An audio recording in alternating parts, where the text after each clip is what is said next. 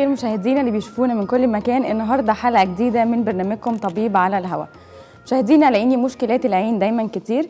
النهارده هنتكلم في حلقتنا عن مشكله من مشكلات العين وهي جلطات شبكيه العين. هنعرف اكتر ايه هي اسبابها، ايه هي اعراضها، ازاي نقدر نتعامل معاها من دكتوري اللي دايما مشرفني، دكتور اشرف ارميه، استشاري طب وجراحه العيون، استشاري جراحات القرنيه والميه البيضاء وتصحيح الابصار بالليزر، زميل كليه الجراحين الملكيه بانجلترا. اهلا بحضرتك يا دكتور. اهلا وسهلا. مشرفني يا دكتور. شرفت. ميرسي. كمان مشاهدينا تقدروا تتواصلوا معنا من خلال الارقام اللي بتظهر امام حضراتكم على الشاشه، او من خلال صفحتنا على الفيسبوك طبيب على الهواء، او ايميل البرنامج طبيب على الهواء @misad.tv. كمان اللي فاتته اي حلقه يقدر يتابعها على قناه البرنامج على اليوتيوب طبيب اون اير. كمان مشاهدينا نحب نذكركم تقدروا تتابعونا على البث المباشر على صفحتنا على الفيسبوك طبيب على الهواء. اهلا بحضرتك يا دكتور. اهلا وسهلا. دكتور، عايزين قبل ما نتكلم عن جلطه شبكيه العين، موضوع حلقتنا النهارده، عايزين نعرف يعني ايه شبكيه وايه هي الدور اللي بتقوم بيه. الشبكيه هو زي فيلم الكاميرا. هي الطبقه الداخليه اللي هي اقرب حاجه للجسم الزجاجي. احنا عندنا طبقات العين 3 اللي هي الجزء الابيض البراني اسمه الصلبه، وجزء اللي يشمل الاوعيه الدمويه الكثيفه اللي هو المشيمه بتاعت الشبكيه، والجزء الداخلي اللي هو الشبكيه بما فيها من اوعيه دمويه دقيقه. الشبكيه هي المسؤوله عن الرؤيه، هي اساس الرؤيه بما فيها من نهايه العصب البصري، بما فيها من الخلايا الحسيه الموجوده في مركز الابصار. هي المسؤوله عن الرؤيه الكامله للعين اليمنى واليسرى. دكتور، عايزين نتكلم اكتر عن نقطه مهمه، الناس اللي هم مرضى السكر. عايزين نعرف تاثير مرض السكر اكتر على المنطقه الحساسه اللي هي الشبكيه، تاثيرها يبقى ايه؟ السكر هو من الامراض اللي بتصيب الجسم. مشكله السكر انه يؤثر على الاوعيه الدمويه الدقيقه. بيخلي جدار الوعاء الدموي يفقد القدره على احتفاظ بالدم داخل الوعاء الدموي. لو جدار الأوعية الدموية ابتدى يضعف، معناها الدم المفروض يمشي جوه الوعاء الدموي يبتدي يلاقي له سكة للخروج من داخل الوعاء الدموي. ده نتيجة ان مرض السكر بيبوظ او بيفسد الخلايا اللي هي بتكمل الجدار الوعاء الدموي، بتخلي الوعاء الدم يفضل جوه الجدار. كل ما السكر فضل جوه الدم لسنين أطول، كل ما السكر كان غير منتظم بالجسم، كل ما السكر كان مصاحب بارتفاع ضغط الدم، كل ما السكر كان مصاحب بارتفاع نسبة الدهون في الجسم. ده بيزود فرصة مشاكل السكر داخل شبكية العين. يعني يا دكتور، العين أكتر حاجة بتتأثر بمرض السكر، أكتر منطقة حساسة نقدر نقول هي بتتأثر على طول بمرض السكر. السكر يؤثر على كل أجزاء الجسم، لكن عندنا منطقتين حساسين جدا، هي شبكية العين والكلى. احنا بنربطهم دايما ببعض لأن الأوعية الدموية اللي موجودة في الشبكية قريبة جدا من الأوعية الدموية الموجودة في الكلى. فدايما المريض السكر لو لقينا عنده سكر متقدم في الشبكية لازم يبقى معايا دكتور الكلى يطمن على الكلى وظائفها. هل عندي قصور في الكلى نتيجة مرض السكر ولا لا؟ لازم الاثنين يبقوا مرتبطين جدا ببعض. دكتور، عايزين نتكلم بقى عن موضوع حلقتنا النهارده وهي جلطات شبكية العين. يعني ايه جلطة في شبكية العين؟ خلينا نقول بحاجة سهلة كده، جلطة يعني سدة، والسدة دي يا إما موجودة في شريان يا إما موجودة في وريد. لو قفلت شريان يعني الدم اللي واصل للمنطقة اللي بيوصل لها الشريان مفيش دم، معناها ان الدم وقف تماما، معناها ان مفيش تغذية، فقد القدرة على التغذية. سد في الوريد معناها ان الدم بيجي من الشريان للوريد لكن مش قادر يرجع تاني من الوريد للشريان. فمعناها ان الدم يحصل فيه حركته تقل، سرعته تقل، يفضل بكثافة جوه الوريد ويبدأ منه مشاكل. سدة الشريان معناها ان النور اللي في الشبكية ممكن يروح مرة واحدة، لكن سدة الوريد النور في الشبكية يعني النور في العين يبتدي يقل بس بالتدريج لكن ما يفقدش النور خالص. فسدة الشريان ممكن توصل لفقد الإبصار على الإطلاق في أقل من دقايق، ممكن نقول في من 15 ل 40 دقيقة ممكن الإنسان لو عنده سدة في الشريان يفقد الرؤية على الإطلاق. سدة الوريد مختلفة، بتاخد فترة والنظر بيقل بيقل بيقل، لكن ما نقدرش نقول فقد الرؤية الكاملة إلا لو حصل مضاعفات نتيجة السدة الوريدية. دكتور، هل مريض المصاب بجلطات شبكية العين هل شكل العين بيتغير ولا بيبقى يعني سؤال كويس قوي. تمام. لأن الناس متخيلة إن الجلطة في العين من جوه شكل العين يا ده عنده جلطة. هو ما حدش يعرف خالص إنه عنده جلطة إلا لو اتفحص، إلا لو المريض ابتدى يشتكي إن الرؤية اتغيرت. لكن من شكل من العين من بره لا يمكن حد يعرف إن المريض عنده جلطة ولا ما عندوش جلطة. العين من الخارج لا تتأثر. طب ازاي بيتم تشخيص جلطة شبكية العين يا دكتور؟ لو أنا مريض أو عايز أعمل فحوصات، إيه الفحوصات اللي ممكن أعملها عشان أعرف إن عندي جلطة في شبكية العين؟ احنا طبعا عايزين نقول ان الوقايه حاجه مهمه. أكيد. وسرعه اداء المريض لما بيحصل له عرض معين هي السرعه اللي بتساوي سرعه العلاج. يعني مريض جه يقول ان انا نمت وصحيت، اول ما صحيت لقيت النظر قل وفي لحظه مش شايف خالص. مش شايف خالص ولا النور حتى، دي معناها سده شريان مش وريد. في اللحظات دي لازم يتوجه باقصى سرعه لطبيب العيون فورا، لأن العلاج في خلال من 3 ل 4 ساعات هو أهم علاج للسدة الشريانية. طيب مريض تاني جاي يشتكي للدكتور، لا أنا ابتديت أحس بشوية خيالات رايحة جاية زادت، ابتدى النظر يقل بس مش زي الأول، حاسس إن في غيامة قدام عيني، حاسس إن أنا باصص في مية، الرؤية مش واضحة قوي، شايف جزء وجزء لأ بواضح. يبقى ده ممكن افكر ان هو ممكن يبقى من ضمن الاسباب الرؤيه دي ان ممكن يبقى عندي سده وارديه. الفرق بينهم مختلف خالص. السده الشريانيه المريض مره واحده ممكن يفقد النور مره واحده، ده يتوجه بسرعه، لان ده بنسميها حاله طوارئ قصوى. السده الشريانيه في الشبكيه، لكن حاله الوريديه ممكن تاخد وقت ونقدر نعالجه. لكن السده الشريانيه لو عدى عليه اول 3 ل 4 ساعات لم يعالج ممكن يفقد الإبصار بالعين على الإطلاق. طب نعرف يا دكتور أكتر عن أنواع جلطات شبكية العين. حضرتك بتقول إن في سدة شريانية وفي، عايزين نتكلم أكتر عن النقطة دي. إحنا معانا شوية صور. كويس. أول صور لو عرضنا بداية أول صور اللي هي الصور اللي هي فيها دي شبكية العين الطبيعية. شوفوا شوفوا الأوعية الدموية حلوة إزاي. اللي هو الوعاء الشريان والوريد كويس قوي، العصب الباص شكله جميل جدا، مركز الإبصار كويس، ده بنسميه شبكية سليمة لا يوجد بها أي عطب. الصورة اللي وراها لو بصينا، لا اللي وراها اللي هي مش اللي هي هتلاقي لو قلنا هتظهر فيها السدة الشريانية. الدم لما بيوصلش، الدم لما بيغذي منطقة لونه محمر أو وردي، لما يبتدي الدم ما يوصلش للمنطقة دي معناها إن اللون بيتغير من اللون الوردي للون الأبيض، للون الابيض الرمادي، لان الدم مش واصل له. فزي كده شايفين ده مركز الابصار. اللون الابيض ده هو عدم وصول الدم الى مركز الابصار نتيجه سده شريانيه رئيسيه في الشبكيه. فالدم مش واصل.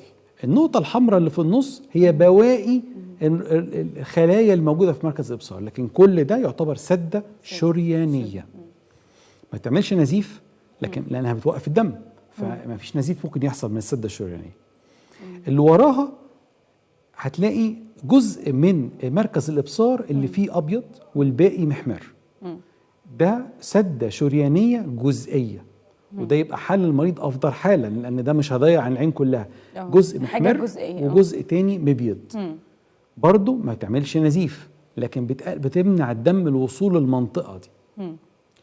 سده الشريان بقى مختلفة خالص. أنا عندي الدم بيطلع من الشريان للوريد للشريان لفة، فالدم جاي من الشريان عادي داخل الوريد، لقى سدة في الشريان، هيحصل إيه؟ الدم يبتدي يتجمع يتجمع يتجمع أكتر من قدرة الوعاء الدموي، يخرج من الشبكية زي الصورة دي يخرج بره يعمل لي نزيف جوه جدار الشبكية وتحتها، وممكن جوه العين جوه السائل الزجاجي برضه.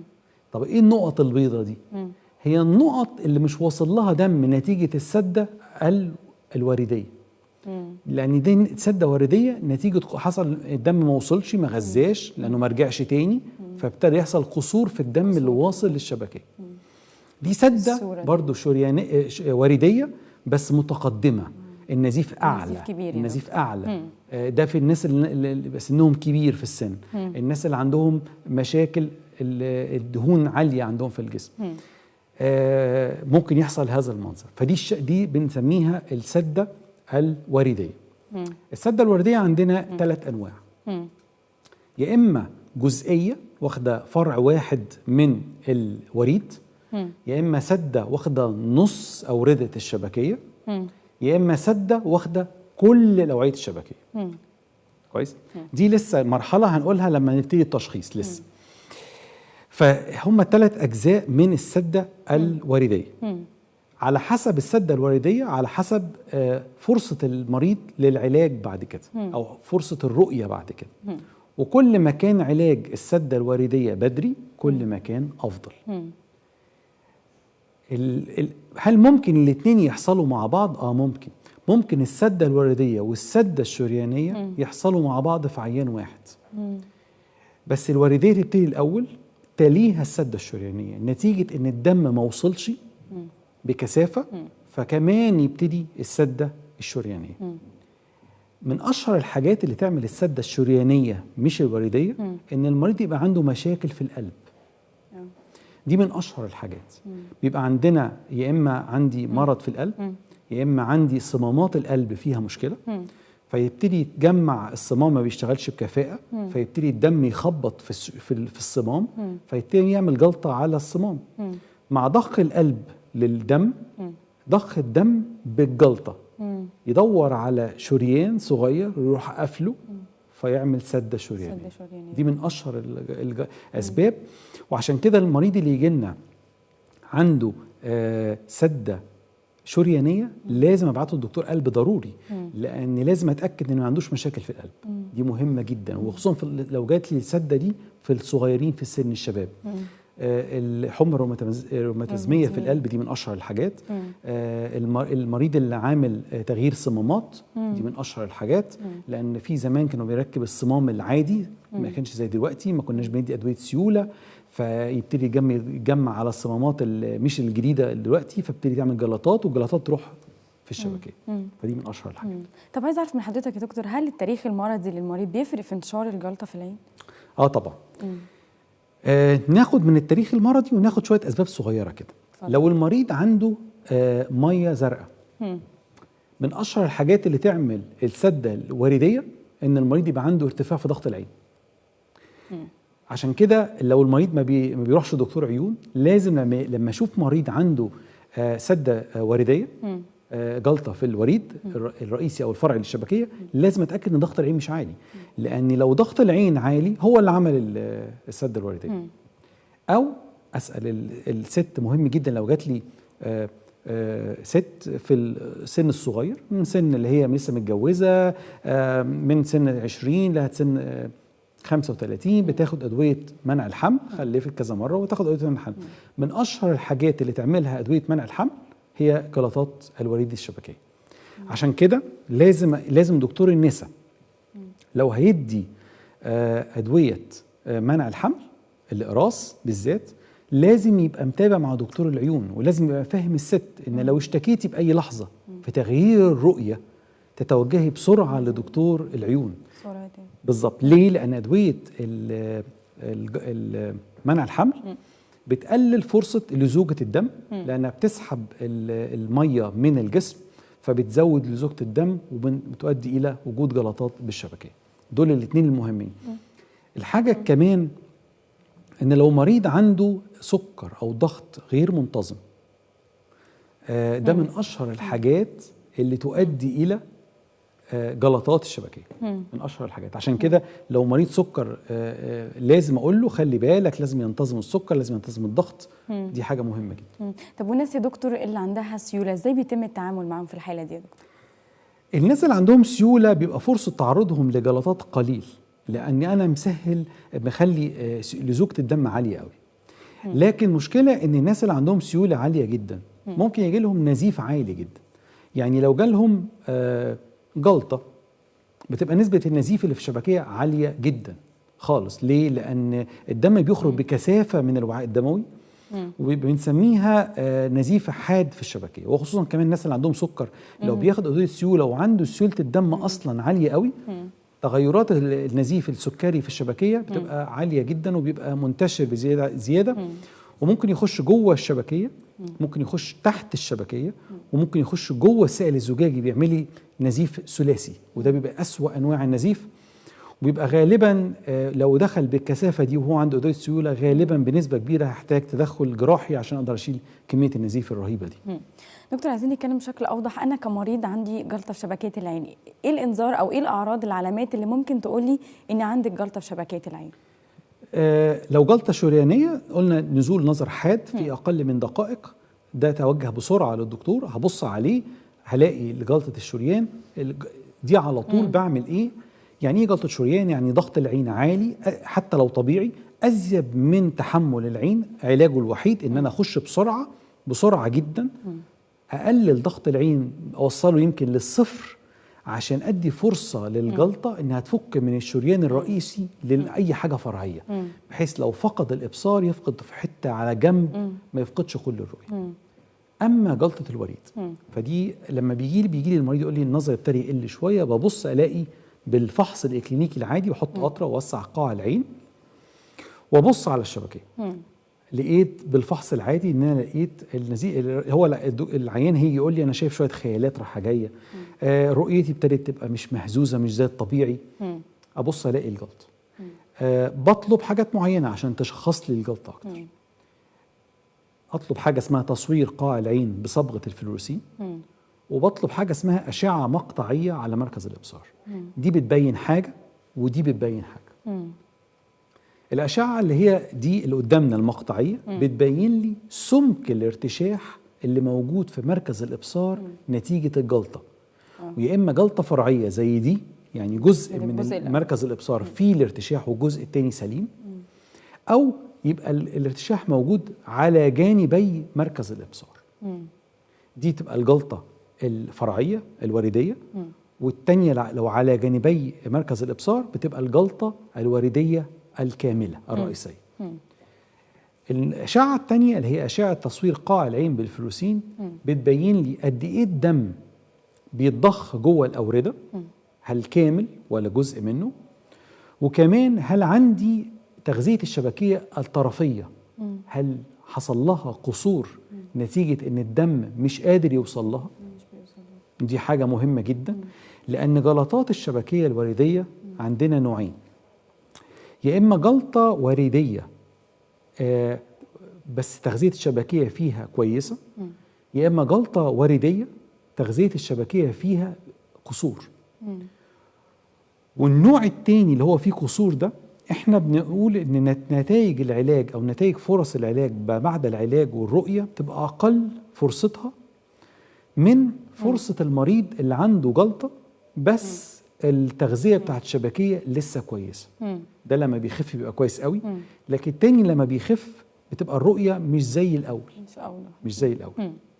الحاجه التانيه ان الجلطات اللي فيها قصور دي لازم دايما اتابع المريض، لان معنى ان في حته في الشبكيه مش وصل لها دم، الشبكيه ربنا خلقها مش هتسكت. فتبتدي تفكر تقول الحته دي تطلع مواد معينه تساعد ان انا اعمل اوعيه دمويه بتخلق الشبكيه من نفسها اوعيه دمويه. بس الاوعيه الدمويه اللي هتخلقها الشبكيه مش زي الاوعيه الدمويه اللي ربنا خلقها. الاوعيه الدمويه اللي ربنا خلقها جدارها قوي جدا، تقدر تستحمل الدم باندفاعه من غير مشاكل. لكن الاوعيه الدمويه الصغيره اللي بتتجمع نتيجه تخليق الشبكيه ليها عشان الشبكيه عايزه تغذي نفسها، بتبقى اوعيه دمويه ذات جدار ضعيف جدا. مع ضخ الدم ممكن تفرقع وتعمل لي نزيف جوه الشبكيه، وتزود لي ما دام حصل نزيف يبقى القصور هيزيد، يبقى دخلنا في دايره نزيف قصور، يطلع اوعيه دمويه جديده قصور تاني، يبقى وصلنا الشبكيه لحاله صعبه جدا. عشان كده لما بنتابع جلطات الشبكيه ذات القصور، اول ما احس ان الشبكيه ابتدت تخلق اوعيه دمويه ابتدي ادي ليزر في الاماكن اللي فيها قصور، عشان اقولش اضحك على الشبكيه، اقول لها مالكيش دعوه بالحتت دي خالص، انا هوقفها بالليزر خالص، مش هشغلها عشان ما تفكريش تطلعي حاجه تضر الشبكيه. دي حاجه مهمه جدا. دكتور، إن لازم نأكد ان اول ما المريض يحس باي عرض من الاعراض لازم يتوجه لدكتور الطبيب عشان نتفادى اي مضاعفات او اي مخاطر ممكن تؤدي لفقدان البصر. بالظبط كده. اكيد يا دكتور. نستاذن حضرتك، معانا اتصال تليفوني، معانا استاذه صباح. الو، مساء الخير. الو، مساء الخير. مساء الخير. بعد اذن حضرتك دكتور، ماما عندها ارتشاح في العصب البصري قابلها فتره، هي سنها 54 سنه، على طول حاسه بالضعف. عندها سكر؟ عندها سكر؟ لا، ولا سكر ولا ضغط ولا اي حاجه. الارتشاح ده جالها بقاله قد ايه؟ قابلها حوالي 2 سنين. الارتشاح ده اكيد خف، لان الارتشاح ما بيقعدش الفتره دي كلها. حضرتك هي اول ما عرفت راحت للدكتور قال لها انت جايه شويه فتره متاخره، غير كده هي كانت عندها قبل جلطه على العين، فبرضه هي خدت كورتيزون وراح، بس بعد كده لما رجع ارتشاح على العصب البصري نفسه الدكتور قال لها ملوش حل، يعني هي دلوقتي ماشيه على ازيتيد اطفال وحقن تمام العصب وترايفستال، بس على طول هي حاسه بصداع شديد جدا والم في عينيها باستمرار. تمام، هرد عليكي يا مدام صباح. شكرا لحضرتك استاذه صباح، شكرا ليكي. اتفضلي. اللي هي بتوصفه مدام صباح ده ارتشاح في العصب نتيجه السن الكبير. احنا لما بيحصل تغذيه الشبكيه، تغذيه العصب البصري بيقل، بيعمل حاجه اسمها تجمع دموي جوه العصب نتيجه قصور الدم اللي بيغذي العصب، فيحصل معاه ارتشاح. ونوع الارتشاح اللي بيحصل نتيجه القصور ده هو النوع اللي احنا ما بنحبوش كتير قوي. ليه؟ لان لما بيروح الارتشاح العصب بيبتدي يفقد جزء كبير قوي من قدرته على الرؤيه. فالصداع اللي عندها كمان ده مهم جدا، ده معناها ان كمان تغذيه المخ قليله، فهي محتاجه دكتور باطني كويس جدا، محتاجين نشوف ضغط الدم منتظم ولا غير منتظم، وكمان محتاجين نعرف هل عندنا كمان الشريانين الرئيسيين اللي في الرقبه اللي هو بنسميهم الشريان الثباتي اللي هنا دول، اللي هو بيدوا تدفق للدم من الرقبه للراس كلها ومن ضمنها العين. غالبا في السن الكبير بيحصل ترسبات من الدهون على الشريان، فلو قلنا ان الشريان عرضه كده وبعد الترسب بيبقى كده، يبقى اكيد كميه الدم اللي جواه قلت، يبقى تغذيه المخ قلت، والعصب جزء من المخ فتغذيته قلت، فحصل معاه الارتشاح نتيجه قصور وادى الى هذا. فمهم جدا في الحالات دي ان نعمل اشعه دوبلر او دوبلكس على الرقبه تبين لي تدفق الدم وسرعته قد ايه، لان لو لقيت ان عندي قصور في الدم اللي واصل هنا الحق بسرعه ان ممكن اللي حصل لي في عيني ده ممكن يحصل لي كمان في المخ. اكيد يا دكتور. نستاذن حضرتك، معانا اتصال تليفوني اخر، معانا استاذه مريم. الو، مساء الخير. الو، مساء الخير. مساء الخير، اتفضلي بسؤالك. لو سمحتي دكتور، انا كان بيظهر لي زي نقط سودا كده، او اللي هي الشبكه العنكبوتيه دي. تمام. فرحت للدكتور فقال لي دي فيها حته محلله في عينك الاثنين، انت مولوده بيها من زمان، يعني عملت قطعات. تمام. عندك كم سنه مدام مريم؟ 28. تمام. عندك قصر نظر؟ بس بسيط، يعني عملت له ليزر بسيط خالص، 1.5 يعني. عملتي تصحيح. تمام. عملت تصحيح، حصل لي الموضوع ده بعد التصحيح على طول. تمام، هقول لك ليه خالص. تمام، حاضر. والدكتور قال لي ده ملوش دعوه يعني التصحيح. لا، انا هقول. فانا عملت اللي هو الليزر اللي هو القطعات. انا لسه موجوده عندي لحد دلوقتي الحاجات اللي هي بتظهر دي، الليزر. بس هو الدكتور قال لي تمام يعني. عملتي الليزر اللي هو ايه؟ اللي هو القطعات اللي هي اللي في الشبكيه. اللي الشبكيه. تمام. انا هرد عليك. حاضر. شكرا لحضرتك، الدكتور هيجاوب عليك. اتفضل. ده عرض ممكن يحصل للناس اللي بنعمل لهم ليزك او فيمتو ليزك. احنا بنرفع ضغط العين، احنا بنحط زي قمع معين على العين وبنرفع ضغط العين قوي، فكأني شديت عملت سحب جامد وبعد كده فكيته. فبعض الناس اللي عندهم اطراف الشبكيه ضعيفه شويه، انا عندي سائل جوه العين لزج زي الجيلي ماسك في اطراف الشبكيه. مع الشده وشد وفك ممكن يحصل شويه السائل الزجاجي يفصل من الاطراف. لما يفصل من الاطراف ينزل لي شويه خلايا بنيه جوه العين، فتبتدي تتحرك رايحه جايه قدامها. هي عملت كمان تثبيت، حاجه اسمها تثبيت شبكيه، ان هي لقى في اماكن قطع صغيره حوطها بالليزر. ده كويس جدا. النقط اللي ما دام هي اتحوطت بالليزر كويس، الدنيا بقت كويسه جدا. النقط اللي بتشوفها دي بتاخد لها وقت وتروح لوحدها خالص. وما دام ما فيش اسباب هي عاملاها، يعني هي ما فيش اسباب قطع جديد ولا اي حاجه، تنساها خالص وما فيش اي مشكله خالص. دكتور، عايزين نعرف اكتر يا دكتور، هل لو مريض شبكيه العين، جلطه في شبكيه العين وهي موجوده في عين واحده، هل اتوقع حدوث جلطه في العين الاخرى؟ سؤال مهم جدا، لان جلطه العين جزء سببه حاجه في الجسم، والعينتين موجودين في جسم واحد، يبقى اللي حصل في عين ممكن يحصل في عين تاني. عشان كده انا قلت حاجه معينه، قلت لو جيت اشوف الجلطه ولقيت ان العين عنده ارتفاع في ضغط العين، لازم اطمن على العين التانية عندها ارتفاع ضغط العين ولا لا، لان ممكن يكون العين عنده ميه زرقاء وهو ما يعرفش، واكتشفت بالصدفه لما جيت افحص العين لقيت عنده جلطه، فبقيس ضغط العين فلقيته عالي، فلقيت العين التانية برضه ضغط العين عالي، فانا ممكن بتنزيل ضغط العين بس اتفادى حدوث جلطه في العين التانية. دي سبب. حاجه التانية اللي يعمل لي سبب تكون جلطه في عين لازم يحصل لي في العين التانية. عشان كده فحص العين التانية في منتهى الأهمية، لأني ممكن أكتشف بداية الجلطة قبل حدوثها من احتقان الأوردة. احتقان الأوردة هي بداية الجلطة اللي يكتشفها الدكتور مش العيان. العيان مش هيحس بحاجة، لكن الدكتور لما يلاقي الأوردة بتاعت الشبكية محتقنة ممكن يلحق بسرعة يعالجه قبل ما يحصل الجلطة. يبقى أنا منعت الجلطة بالطريقة دي. دي حاجة مهمة جدا. طب هل يا دكتور مريض الجلطة بعد العلاج ممكن يصاب بمية بيضاء أو مية زرقاء؟ عايزين نوضح النقطة دي أكتر. لقينا إنه بعد علاج الجلطة بفترات طويلة جدا بيحصل حاجة اسمها مية بيضاء مضاعفة نتيجة جلطات العين، جلطة الوريد بالذات. ليه؟ لأن أنا جزء من نزول كفاءة الشبكية وكفاءة العين، وحصل قصور في العين يؤدي إلى تغيرات بالعدسة البلورية اللي ربنا خلقها. كمان لو أنا حقنت المريض من ضمن أدوية من نظام الحقن، اللي أنا في ساعات بحقن المريض بكورتيزون من ضمن أدوية الحقن. الكورتيزون من أكتر الحاجات اللي تؤدي إلى تكون مية بيضة بعد الحقن بفترات، وبنسميها مية بيضة خلفية. فطبعا ممكن يحصل مياه بيضاء مضاعفة في مريض جاله جلطات بالعين، لأن كمان جلطات العين أشهرها بتيجي في السن الكبير. فأنا كأني بسرع وحدوث المياه البيضاء اللي هي بتحصل أصلا للمريض اللي عنده سنه كبير من ضمن مضاعفات السن. طب لو مريض جلطة شبكية العين يا دكتور اتأخر، أو يعني حضرتك عارف بقى، لا أنا كويس مفيش أي حاجة، عايزين نعرف إيه المضاعفات اللي ممكن تحصل من تأخير العلاج السريع؟ مضاعفات كبيرة جدا. لو قلنا جلطة شريان معناه أنا فقدت، لو اتأخر المريض أكتر من ساعة أو أقل أكتر من نص ساعة، من نص ساعة لساعة، معناها أنا فقدت الرؤية على العين على الإطلاق. لو جلطة شريان.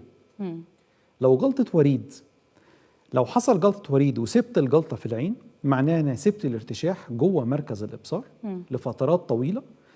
ربنا خالق مركز الإبصار ده كل طبقات الشبكية فيها على التصاق كامل، ما فيهاش انفصال، ما فيهاش أي ارتشاح داخل الطبقات. وجود الارتشاح داخل طبقات الشبكية وخصوصا في مركز الإبصار معناها ان انا بقلل فرصة ان الخلايا الحسية اللي موجودة في مركز الابصار تشتغل بكفاءة عالية. طول ما انا سبت الارتشاح لفترات طويلة جدا جوه مركز الابصار، كل ما انا قللت كفاءة الخلايا الحسية. فالمريض اللي بيجي لي الجلطات في خلال اسبوعين 3 شهر ويخف، غير المريض اللي يجي لي بعد 3 شهور بالجلطة. ممكن ده يبقى يخف، يعني ده الارتشاح يروح هنا والارتشاح يروح هنا، بس الرؤية هنا تبقى أفضل من الرؤية، لأن كفاءة الخلايا ضعفت للمريض اللي أهمل، لكن المريض اللي جه بسرعة كفاءة الخلايا لسه شغالة كويس قوي. دكتور نستأذن حضرتك نخرج لفاصل، مشاهدينا استنونا بعد الفاصل ومكملين حلقتنا.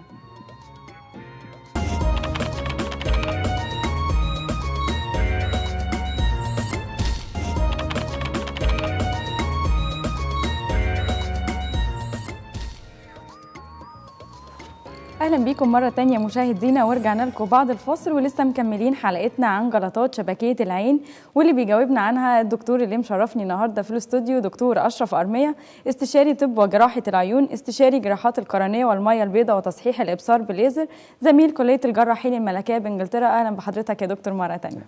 اهلا بيك يا دكتور. دكتور نستاذن حضرتك معانا اتصال تليفوني، معانا استاذ اشرف. الو مساء الخير. مساء النور. مساء الخير يا دكتور. مساء الخير يا استاذ. معلش انا عندي قرنيه مخروطيه وكل سنه النظر بتاعي بينقص الايه؟ نص درجه. مش سامعك يا استاذ اشرف. عندي قرنيه مخروطيه تمام. وكل سنه بروح اعمل اشعه على النظر وبيقولوا لي النظر بينقص نص درجه. تمام. فانا مش عارف اعالج القرنيه المخروطيه ازاي. لا ده هقول لك انت عندك كام سنه يا استاذ اشرف؟ 59 سنه. 59 سنه؟ 49 سيادتك. 49 سنه وعندك قرنيه مخروطيه لسه؟ يا سيادتك. ومين بيقول لك ان عندك قرنيه مخروطيه؟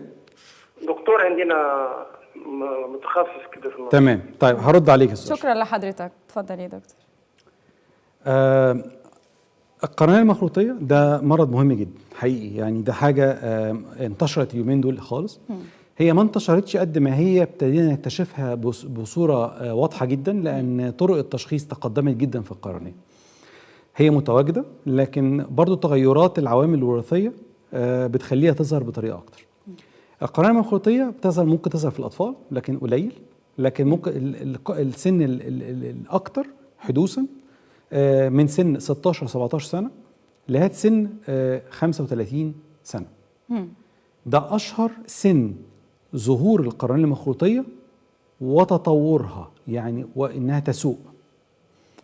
هو عنده 49 سنه، حتى لو عندنا قرنيه مخروطيه فده بنعتبره ثبوت للقرنيه المخروطيه، ما بيحصلش تقدم زياده عن اللي هو فيه خالص.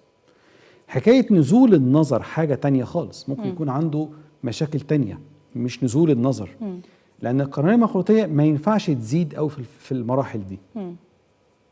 لكن لو لقينا حاجه طارئه او حاجه مختلفه انه في سنه ده ابتدت تزيد خفيف، الحل الوحيد ان نعمل تثبيت للقرنيه وخلص الموضوع على كده. ده بالنسبه لاستاذ اشرف. لكن الناس اللي عندهم قرنيه مخروطيه في سن صغير لازم يصحصح كويس جدا. طرق التشخيص بقت كويسه جدا، والعلاج بقى كويس جدا، بما فيها تثبيت حلقات ترقيع امامي للقرنيه بدون ما افتح العين خالص. الكلام ده ما كانش موجود زمان خالص. فطرق العلاج بقت حلوه جدا ومنتشره. المريض لازم يعني اول ما يتشخص قرنيه مخروطيه ما يسيبش الدكتور غير لما يخف. مش ما يخف من القرنيه المخروطيه، يعني نثبت تدهور لحاله القرنيه المخروطيه، لان تدهور حاله القرنيه المخروطيه ممكن المريض يحصل عتمات في القرنيه وتؤدي الى فقد الرؤيه بالعين. طب سؤال هنا يا دكتور، هل القرنيه المخروطيه ليها علاقه اكتر بمرضى السكر او مرض السكر؟ لا، ما عندناش ربط جامد بين القرنيه المخروطيه ومرض السكر. ما عندناش ربط جامد بين الموضوع. استاذن حضرتك معانا اتصال تليفوني اخر، معانا استاذه كريمه. الو مساء الخير. مساء الخير. مساء الخير، اتفضلي بسؤالك. انا في سن 69 سنه، وبعدين لقيت الرؤيه بتتدهور شويه بشويه، وفيها حاجات كده، في حاجات سودة كده بتظهر قدامي. رحت للدكتور فخلي عمل لي اشعه على الشبكيه، طلع ان فيها ترسبات. فانا عايز اعرف ايه علاجها، وفي مبادئ ميه بيضاء. عندك سكر يا مدام كريمه؟ لا ما عنديش سكر. عندك ترسبات ولا قال لك تغيرات في مركز الابصار؟ لا قال لي عندك ترسبات. ترسبات في الشبكيه ولا في مركز الابصار؟ لا في الشبكيه. تمام. هرد عليك يا مدام كريمه. شكرا ليكي دكتور، هيجاوب على حضرتك. اتفضلي يا دكتور. مدام كريمه، غالبا اللي عندك هو بنسميها تغيرات في مركز الابصار نتيجه تقدم العمر. بتبان بالاشعه اللي اتعملت، اللي هي اشعه تصوير قاع العين بصبغه الفلوروسين. بيبان عندي فعلا تغيرات عباره عن مش تكلسات، تيبسات موجوده في مركز الابصار في الخلايا. فالخلايا بتفقد القدره على الرؤيه نتيجه تقدم العمر، زي الجلد لما يبتدي يعمل نقط بني. هي نفس الفكره في الشبكيه عندنا. بعض الناس بيحصل لهم تغيرات في مركز الابصار. التغيرات دي في منها نوعين، نوع جاف وده ما بنعملوش اي حاجه خالص ومجرد بنتابعه، ونوع فيه ارتشاح وده اللي ممكن نعالجه بالحقن. الواضح ان عند مدام كريمه ان ده النوع الجاف. ظهور الميه البيضاء في الحالات دي لو الميه البيضاء قليله قوي ما بننصحش بدري نعمل الميه البيضاء للمريض اللي عنده تغيرات في مركز الابصار. لو الميه البيضاء درجتها متقدمه لما نشيل الميه البيضاء الرؤيه تبقى افضل، لكن برضو لازم بعد ما اشيل الميه البيضاء اتابع التغيرات دي، لانها ممكن تتحول من النوع الجاف للنوع اللي فيه ارتشاح. دكتور عايزين نرجع لموضوع حلقتنا وهي جلطات شبكية العين. عايزين نعرف اكتر يا دكتور ايه التشخيص، ازاي بيتم، ايه الفحوصات اللي بتطلب للمريض جلطة شبكية العين، وهل الفحوصات جلطة وردية بتختلف عن فحوصات الجلطة الشريانية؟ الجلطة الشريانية ممكن اعمل تصوير قاع العين بصبغة الفلوسين، هلاقي الدم واقف تماما ما بيغذيش الشبكية. لكن الجلطه الورديه لا، لازم اعمل تصوير قاع العين بصبغه الفلوسين، هنشوف نوع الجلطه، هل هي الجلطه ذات قصور او جلطه من غير قصور. 2 لازم اعمل اشعه مقطعيه على مركز الابصار، اشوف هل الجلطه معاها ارتشاح في مركز الابصار ولا مش معاها، لانها لو مش معاها ارتشاح في مركز الابصار يبقى علاجها مع دكتور الباطني لغايه ما تخف. لكن لو الجلطه الورديه معاها ارتشاح في مركز الابصار اكتر من سمك 300 مايكرون سمك مركز الابصار، يبقى الحل ان انا ابتدي العلاج الجلطي. لكن جلطه الشريان علاجها طوارئ بسرعه، لازم اعالج المريض في اقل من ساعتين. لازم ضغط العين ينزل على الاخر او ممكن اوصله للصفر، لازم اعمل مساج للعين، لازم ادي ادويه تقلل ضغط العين بطريقه جامده جدا، ممكن ادي اسبرين بسرعه، كل الحاجات اللي بتسرع ان الضغط يقل خالص خالص في العين، بحيث ادي فرصه ان الجلطه تفك من اصلها من الاساس وتروح اي حته فرعيه او تفك خالص. دكتور نستاذن حضرتك، معانا استاذ جون. الو، مساء الخير. مساء الخير. مساء الخير، اتفضل بسؤالك. لو سمحت حضرتك يا دكتور، انا كنت عملت عمليه الليزك من حوالي سنه. تمام. بعد يعني لغايه دلوقتي لسه الاضاءه بالليل بتتعب لي عينيا، بحس يعني ببص على وانا ماشي بالعربيه مثلا ببص على اي اضاءه فوانيس او اي عواميد، بتشوف هالات كده حوالين الاضاءه ديت. تمام. انت عملت فيمتو ليزك ولا ليزك عادي؟ لا، ليزك عادي. ليزك عادي، تمام. انت كان عندك قصر نظر عالي؟ لا، ما كانش عالي، كان قليل. كان قليل يعني 1.5 تقريبا او 1.75 حاجه كده. تمام، هرد عليك. شكرا لحضرتك، الدكتور هيجاوب عليك. دي شكوى موجوده في اي مريض بيعمل ليزك. طبعا في الفيمتو ليزك بيقل الشكوى دي اكتر. هي المشكله ايه؟ ان احنا بنعمل الليزر بيصلح عباره عن، انا عندي الناس اللي عندهم النني بتاع العين اللي هو الاسود ده واسع شويه، فبالليل النني ده بيوسع اكتر، فيجي انا اشتغلت على القرنيه قدامه، يجي حرف النني ده يعدي مع الشعاع اللي بيجي على القرنيه مع حرف النني، يبتدي يحصل فيه انكسار ضوئي. مع الانكسار الضوئي ده يحصل الهالات اللي هو بيشوفها، يبص بالليل يشوف انوار العربيات حواليها هالات.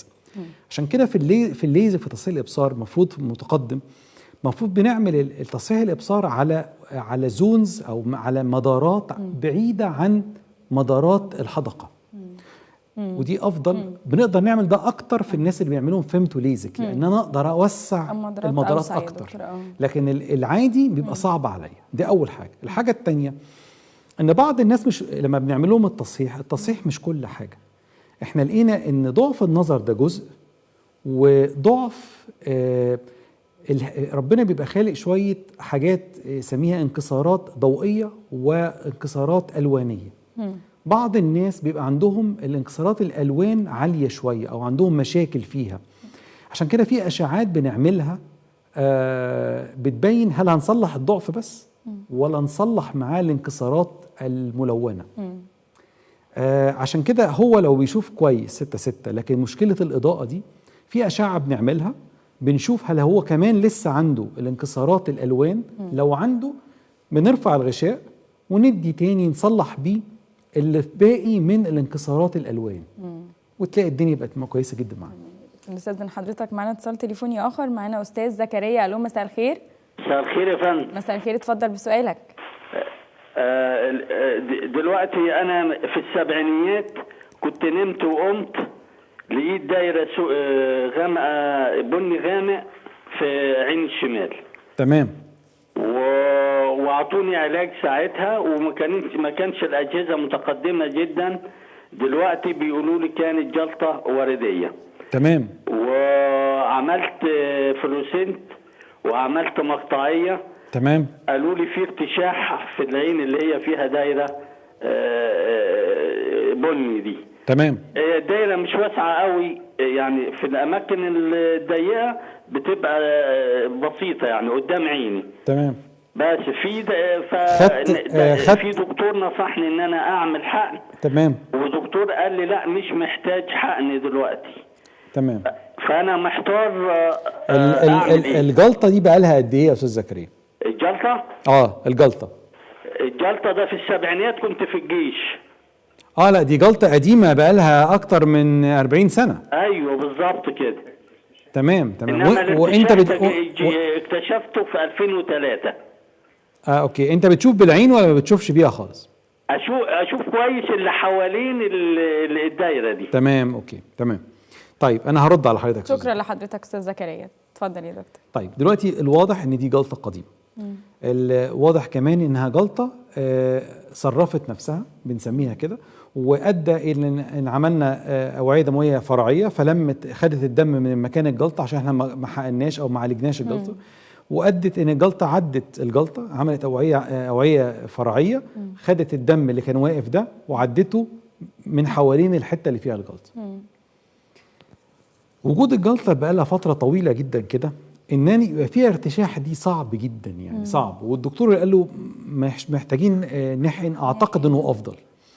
طبعا الصور لازم اشوفها عشان اقدر اقول، لكن جلطه بقى لها اكتر من 40 سنه، هل المريض هيتحسن بعد الفتره دي بالحقن ولا مش هيتحسن؟ فرصه التحسن ضعيفه جدا لاقصى الحدود. ف انا طبعا الافضل ان نشوف الصور، لكن في رايي الخاص ان جلطه بقى لها فتره طويله جدا نسبه تحسن بعد الحقن هتبقى قليله خالص. فرصه ضعيفه يا دكتور. فرصه ضعيفه جدا. اكتر من 40 سنه. اكتر من 40 سنه. نستاذن حضرتك، معنا اتصال تليفوني اخر. معنا استاذه ميري. الو، مساء الخير. مساء الخير. مساء ممكن اكلم الدكتور؟ اتفضلي.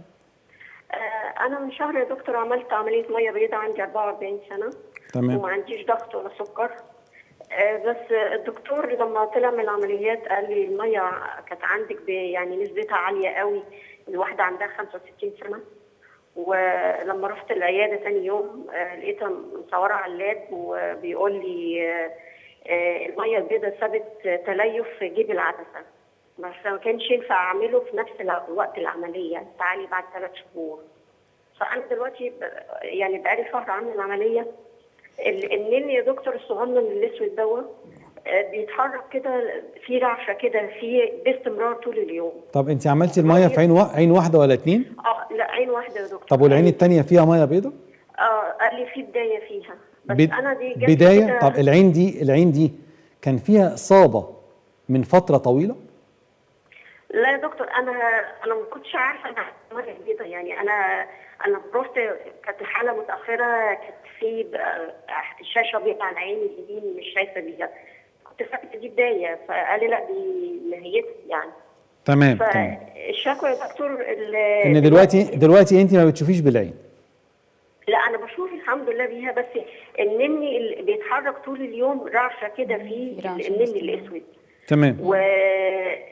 وهو زرع لك عدسه؟ زرع عدسه يا دكتور. تمام، كويس خالص. طيب انا هرد عليك يا مدام ميري. شكرا لحضرتك استاذه ميري. الدكتور هيجاوب على حضرتك. الرعشه اللي هي بتحسها دي هي مش رعشه، هي لمعان العدسه اللي جوه الحدقه. احنا دي مشكله، يعني لازم نفهم المريض برضو اللي هيعمل ميه بيضاء زرع عدسه ان هيحصل لك لمعان زي عين القطه. ده طبيعي. طبعا في عدسات بيبقى ممكن تبان فيها اللمعه، وفي عدسات ما يبانش فيها اللمعه حسب نوع العدسه، حسب نوعين من العدسات كده. لكن مش معنى ان باين اللمعه معنى العدسه وحشه خالص، لكن هي تقنيه العدسه بس فقط لا غير. لمعان العدسه ما يهمناش في حاجه خالص ما دام المريض شايف كويس جدا.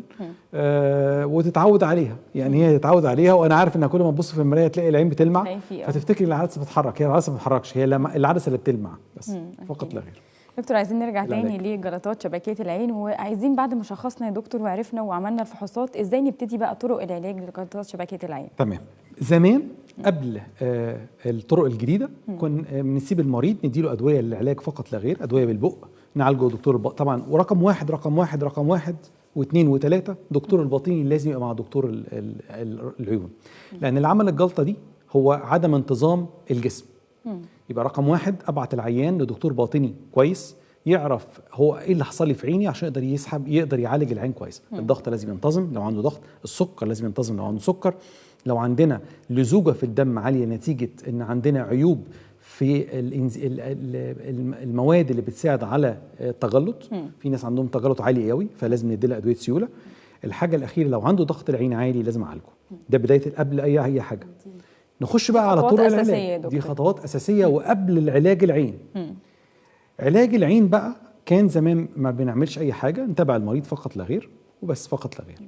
من حوالي فتره قريبه ابتدى حاجه اسمها ادويه الحقن داخل العين، ودي من اهم وافضل واحسن الطرق للعلاج الجلطات.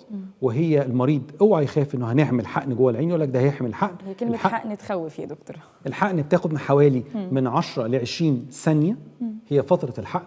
الحقن بقطره بنج فقط لا غير.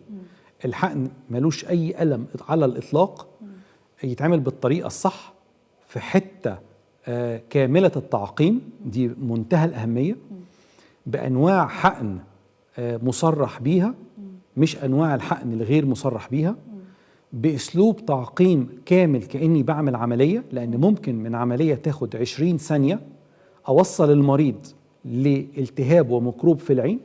فعشان كده وجود داخل مستشفى كويسه طرق تعقيم كامله كاني بعمل عمليه كبيره، استخدام مواد مخصصه للحقن داخل العين تؤدي الى نتائج ممتازه. طرق الحقن احنا بندي حقنه في كذا ماده والمواد كلها كويسه، ندي حقنه كل شهر، الجرعه حقنه كل شهر لمده 3 شهور. دي اول جرعه. دي جرعه كامله يا دكتور؟ 3 جرعات. بندي حقنه ونصبر نتابع المريض مع دكتور الباطني ويتابع معانا بفحص قاع العين. بعد مرور شهر من حقن اول جرعه بنعمل حاجه اسمها تصوير مقطعي، يعني اشعه مقطعيه على مركز الابصار، نشوف نسبه الارتشاح قلت بعد اول شهر قد ايه، هل في استجابه للحقنه ولا لا. لقينا في استجابه بندي الحقنه الثانيه، لقينا في استجابه بندي الحقنه الثالثه. ممكن المريض بعد تاني حقنه او بعد اول حقنه لو الجلطه حديثه جدا والمريض سنه صغير ممكن تلاقي الجلطه فكت خالص والارتشاح اللي في مركز الابصار تحسن بدرجه عاليه ورجع تقريبا مركز الابصار لسمكه الطبيعي. لو لقينا لسه بنحقن ده مهم قوي. بعض الناس بيبقى عندهم حاجه اسمها مقاومه للحقنه. لو لقينا حقنا الحقنه الاولى والثانيه والثالثه يعني في خلال 3 شهور ولقينا ان الاستجابه ضعيفه جدا، تغيير نوع الحقنه ممكن يؤدي الى نتيجه افضل. بنقول ان المريض عنده مقاومه للماده الفعاله في الحقن، فتغيير النوع الثاني يؤدي الى نتيجه افضل. دي انواع العاديه. في نوع ثالث اللي هو النوعين الاولين دول اللي هو حقن اللي هي الماده الكويسه اللي هي انتي فيجف، ده الماده العلميه مش الماده اللي في السوق. النوع الثالث هو حقن الكورتيزون، ده احنا ما بقيناش نفضله كتير لمشاكله. مشاكله ايه؟ تكون الميه البيضاء، ارتفاع ضغط العين مع حقن الكورتيزون. امتى ممكن نلجأ له؟ في الحالات اللي هي لقينا مقاومه عاليه قوي للمواد الاساسيه اللي بنحقن بيها. او مريض يكون جاله جلطه بعد عمل ميه بيضاء فانا مش قلقان ان عنده ميه بيضاء. والحاجه الثالثه ان انا حقنت في عيان ما عندوش ارتفاع في ضغط العين اصلا، فممكن احقن، لكن ما بنفضلوش دلوقتي ومش هو الرقم 1 في العلاج. يبقى قلنا هقول تاني في الترتيب 1 و2 و3 دكتور الباطني في منتهى الأهمية، لأن علاج سبب الجلطة أهم من علاج مضاعفات الجلطة. 2 دكتور العيون ياخد طريقه، نحقن جوه العين بطريقة منظمة في مكان معقم بأدوية معترف بيها للحقن داخل العين، ونمشي مع الدكتور. يعني هيقول حقنه كل شهر، ما ينفعش الحقنه كل 3 شهور، مش هتجيب نتيجه خالص. لما يعني مش هحقن حقنه وكده العين يسيبني ويجي لي بعد 4 شهور يقول لي نحقن حقن مالهاش اي لازمه. حقنه كل شهر، الجرعه كامله كل بالظبط، لان البروتوكول اللي هو عاملينه في العالم بالحقن دي لازم حقنه كل شهر، وكل شهر بنعمل الاشعه المقطعيه عشان نشوف قد ايه اتحسنت الرؤيه، ومركز الابصار تحسن قد ايه، وقد ايه مستوى الرؤيه بتاع العين اتحسن. دول اللي بنتابعهم، سمك مركز الابصار وتحسن الرؤيه، لان في ساعات سمك مركز الابصار ما بيتغيرش كتير، لكن الرؤيه بتاعت المريض بتتحسن اكتر. فدي يعني عندي ان انا اكمل في الحقن، يا اما الرؤيه تتحسن يا اما سمك مركز الابصار يتحسن. دول النقطتين المهمين جدا. الحاجه الثالثه ان لو المريض من نوع الجلطات اللي ذات قصور في الدم اللي واصل، لازم ابقى متابعه كويس. في اللحظه اللي يحصل فيها ظهور اوعيه دمويه هي اللحظه اللي لازم اخش بسرعه اعمل ليزر للشبكيه عشان ما يتحولش الى ميه زرقاء حاده تؤدي الى فقدان البصر. مهم جدا، دي حاجه بمنتهى الاهميه، لان المريض مش معنى ان مركز الابصار رجع لحالته الطبيعيه ان انا اسيب المريض. لازم اتابع كميه الدم اللي بتغذي الشبكيه. في حاله قصور عالي وظهور اوعيه دمويه غير طبيعيه لازم بسرعه اعمل جلسات ليزر على الشبكيه. دكتور، حضرتك ذكرت ان في مقاومه من المريض بعد الحقنه الاولى، عايزين نعرف يعني ايه مقاومه من المريض؟ لا، المقاومه مش من المريض، المقاومه من استجابه الشبكيه للماده الفعاله اللي في الحقنه. ممكن مريض اديله مضاد حيوي عادي ويخف، وادي لمريض تاني عنده نفس المرض مضاد حيوي وما يجيبش نتيجه. احنا ربنا خالق الجسم مختلف، البشر كلهم مختلفين، ورد فعلهم واستجابتهم للادويه والماده الفعاله بين كل واحد والتاني مختلفين. في الغالبيه بتستجيب، لكن في غالبيه بيبقى عندها مقاومه للماده الفعاله عشان تخف. لازم يبقى متابع وابقى ذكي، ابقى ما ينفعش اصمم على علاج معين وانا شايف عدم استجابه للمريض. طب هل يا دكتور بنلاقي استجابه بعد الحقنه الاولى؟ يعني وعايزين نتكلم اكتر، يعني ممكن لو مريض لقى استجابه بعد الحقنه الاولى خلاص انا مش لازم اكمل بقيه الجرعه، عايزين ناكد على النقطه دي. الاستجابه اللي بعد الحقنه الاولى قليله بس موجوده، وبتبان في الناس الصغيرين في السن اللي جم بدري جدا، اللي الجسم الماده الفعاله مطابق تماما للجسم. لكن في ناس تبقى الاستجابه قليله شويه، ولازم اقول للعيان ما فيهاش مشكله، ممكن استجابه بعد الحقنه الثانيه والثالثه. ما تستعجلش، ما تستسلمش بدري. علاج الحقن من أهم الوسائل لعلاج جلطات الشبكية. ولو الحقنة الأولى جابت نتيجة فعالة اوعى تسيب الدكتور. خلي بالك ممكن يحصل حاجة اسمها ردة فعلية، إن بعد مرور شهر من الدنيا كويسة يرجع تاني الارتشاح عالي جدا، لأن احنا ما خدناش البروتوكول بتاع الجرعة. مهم جدا. طب بعد الجرعه يا دكتور ال3 شهور دي، هل هيحس بتحسن اكتر ولا هيبتدي يقول لا ما انا ما حسيتش ارجع اخد الجرعه تاني؟ عايزين نفهم اكتر النقطه دي. المتابعه في الجلطات احنا عندنا بروتوكول عالمي، بناخد حقنه كل شهر. لقينا المريض كويس ويبقى كويس جدا بنقول له انت بقيت كويس، ممكن نسيبك ونشوفك بعد شهر. جينا بعد شهر ولقينا عملنا اشعه مقطعيه لقينا مركز الابصار كويس جدا. اوكي امشي وتعالى لنا بعد شهرين. عندنا لازم متابعه للمريض اللي عنده جلطات ده من سنه لسنتين بعد الجلطه. دي في منتهى الاهميه. اول سنتين بعد الجلطه هو اهم فتره، لان ممكن بعد 6 شهور يرجع الارتشاح، ممكن اديله جرعه واحده، مش لازم نرجع تاني نعمل 3 جلطات. عشان كده المريض اللي بيمشي ويسيبنا بعد سنتين ويرجع لنا بعد سنتين الشبكيه يعني رجعت تاني زي الاول، ده عشان المريض ما التزمش بالمتابعه الدوريه. اكيد يا دكتور. للاسف يا دكتور وقت حلقتنا خلص، لكن بنشكر حضرتك على المعلومات اللي حضرتك اديتها لنا النهارده. مشاهدينا نحب نشكر الدكتور اشرف ارميه، استشاري طب وجراحه العيون، استشاري جراحه القرنيه والميه البيضاء وتصحيح الابصار بالليزر، زميل كليه الجراحين الملكيه بانجلترا. شكرا لحضرتك يا دكتور. مشاهدينا خلصت حلقتنا النهارده، لكن ما خلصتش موضوعاتنا. استنونا في حلقه جديده وموضوع جديد من برنامجكم طبيب على الهواء. الى اللقاء. هذا البرنامج برعاية